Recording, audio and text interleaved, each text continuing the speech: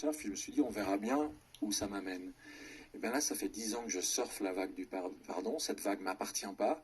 On essaye tous de trouver par quel canot elle a envie de venir irriguer les endroits où c'est nécessaire. Mais je trouve qu'il y a dans l'idée de service quelque chose de génial qui est ni dans la résistance, je m'oppose à la vague puis je la prends dans la figure, ni dans le fait de subir de manière passive, ah tant pis, c'est de savoir épouser les choses, épouser la réalité et y trouver la place qui tout naturellement nous attend. Donc là, l'exercice du jour, c'est un exercice de méditation, comme vous pouvez le voir sur le cahier d'exercice du défi. On est quand même sur la dernière semaine du défi des 100 jours. Donc toutes ces différentes pratiques, ces outils, de comprendre que finalement, oui, nous participons tous à cette évolution des consciences. C'est une des missions communes que nous avons tous et qui après peut se décliner de plein de façons.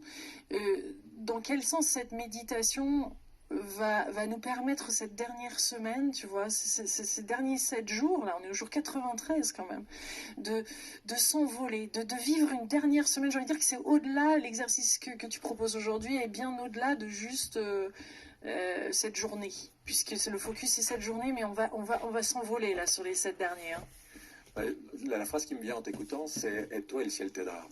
C'est-à-dire que tous ces exercices qui sont proposés, c'est la façon dont on va concrètement s'activer, faire des choses pour aller vers cette mission, pour se réaliser. Et puis il y a un moment, et c'est ce que je propose avec cette idée de servir, de se dire, et si je me reliais à plus grand que moi, et si ok, j'ai fait tout ça, j'ai semé, et puis à un moment, ben, faut laisser plus grand que soi faire. C'est de savoir où je peux agir, qu'est-ce qui relève de ma capacité d'action, d'entreprendre, de faire. Puis le moment où, ok, c'est ensemencé, c'est arrosé, maintenant c'est le soleil. On a fait tout ce qu'il fallait. Voilà, et c'est le soleil, c'est la pluie, c'est les conditions météo qui vont maintenant faire germer, développer tout ce qui est là en moi. C'est pas je m'abandonne en n'ayant rien fait. Non, il y a eu plein de travail de fait, hein. Bravo, parce qu'il va y avoir un sacré bilan de fait au jour 100. Voilà, c'est là où je trouve joli, si tu veux, qu'on ait mis cet apport-là au jour 9-3. Hein. c'est qu'il y a tout ce travail préliminaire qui a été fait et qui fait qu'on peut remettre ça ensuite à plus grand que soi en confiance. Hein. Je rappelle souvent que le mot confiance, ça veut dire avec foi. Et que foi, pour moi, c'est confiance en la vie. C'est de dire, je ne suis pas là par hasard, il y a des tas de choses qui me dépassent et si je m'en remets à ça, eh ben, les miracles vont arriver. Louise Hay, cette très grande dame qui avait créé la plus belle maison d'édition de développement personnel et spiritualité aux États-Unis, elle n'arrête pas de dire dans son testament spirituel, elle dit « La vie vous aime ». Alors on pourrait trouver ça un peu nunuche, cuculapraline, mais de la part d'une femme qui a connu les abus, qui s'est soignée d'un cancer, qui a eu la vie qu'elle a eue, c'est vraiment une manifestation de foi, de confiance en la vie et de se dire si je sais travailler avec plus grand que moi, si je me mets au service de ça, mais toutes les portes s'ouvrent progressivement. Il y a une prière, une intention, ou c'est une méditation.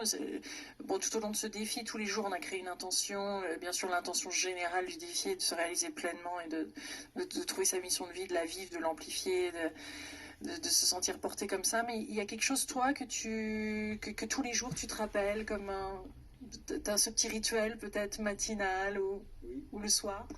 Oui, alors c'est drôle que tu me poses la question. Moi, j'adore utiliser des prières, des formules, parce que plutôt que de me laisser le mental gamberger, je préfère utiliser des choses qui me canalisent dans le sens où je veux. Alors une fois de plus, je viens d'une tradition, on va dire, christique, donc les prières que j'ai, elles sont de cette origine-là.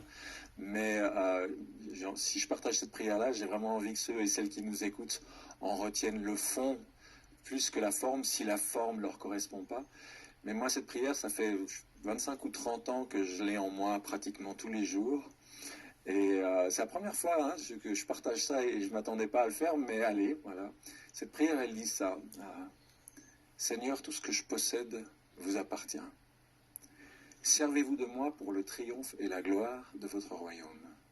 J'accomplirai votre volonté. Que votre amour, votre sagesse et votre puissance se manifestent à travers moi, afin que tout ce que j'entreprends se réalise pour votre gloire et en votre nom. Alors c'est une formulation qui est très chrétienne, hein, mais pour moi c'est juste une manière de dire j'ai envie d'être utile, j'ai envie de servir, utilisez-moi même malgré moi, parce que des fois, on discute avec quelqu'un, on fait une conférence, puis on trouve qu'on a été vachement brillant et pertinent là, puis en fait, 5 ans après, quand on voit les gens, c'est pas du tout ça qu'ils ont retenu, mais un autre truc qu'on se rappelle même pas avoir dit.